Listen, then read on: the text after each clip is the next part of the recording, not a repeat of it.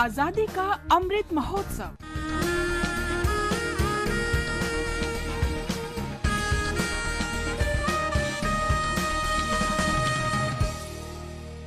Azadi ka Safar with AIR News, Birth of a Nation.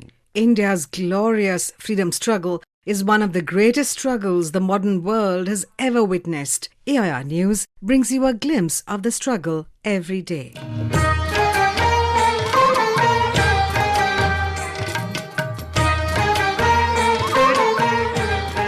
In today's episode, we remember former President of India VarahagiriVenkataGiri, who was born on the 10th of August 1894. He worked in the interest of the working class against the imperialist British government. He was also the only trade union leader to have become the President of India. I feel proud and honoured by the citizens of Delhi to be present here on this great and memorable occasion, the eve of our Independence Day.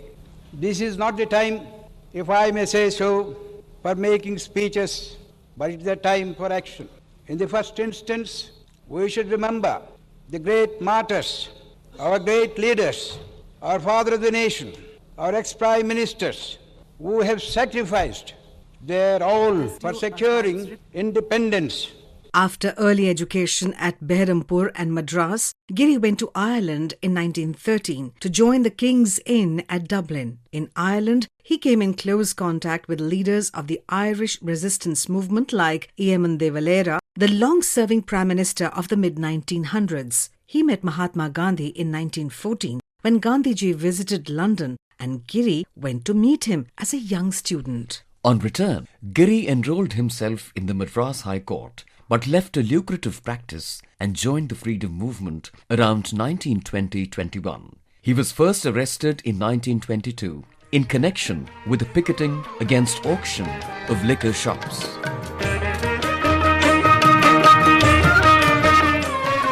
Giri was the founder member of the All India Railwaymen's Federation and attended the second roundtable conference in London in 1931. He led the Bengal Nagpur Railway strike in 1927 and ultimately forced the British management and the government to negotiate with the workers in a landmark movement. Giri made history with his victory over the Raja of Bobbili in 1937 in elections to the Madras Legislative Assembly. After his victory, Giri joined the provincial government as Labour Minister under Rajaji. He was once again Labour Minister of Madras under T Prakasham in 1947, but resigned that post to go as India's High Commissioner to Ceylon. Giri also served as Governor of UP, Kerala and Karnataka.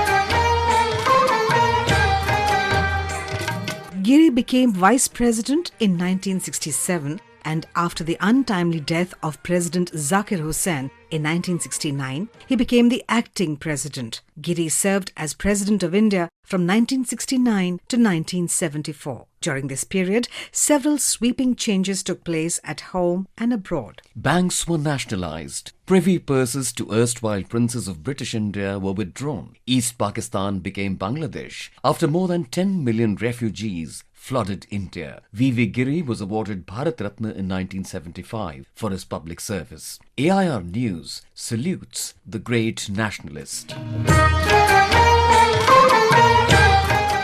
We also remember freedom fighter Vinod Kinariwala, who died on the 10th of August 1942. Born on the 20th of September 1924 in district Ahmedabad, Gujarat, Kinariwala actively joined the Quit India movement that was launched on the 8th of August 1942.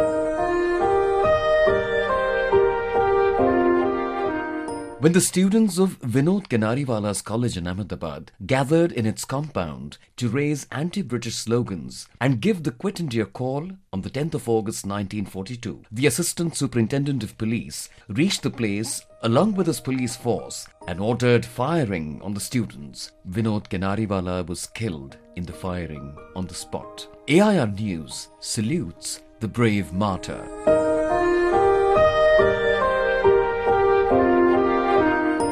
We pay tribute to martyr Kunar Singh, a resident of Jhansi, Uttar Pradesh, who led the forces in fighting against the British during the First War of Independence. He also provided financial support to the independence activists. Kunar Singh was arrested by the British Army and put on trial on the charges of plundering, murder and instigating rebellion against the British. He was sentenced to be hanged by the neck till death on the 10th of August 1858. AIR News salutes the brave son of the soil.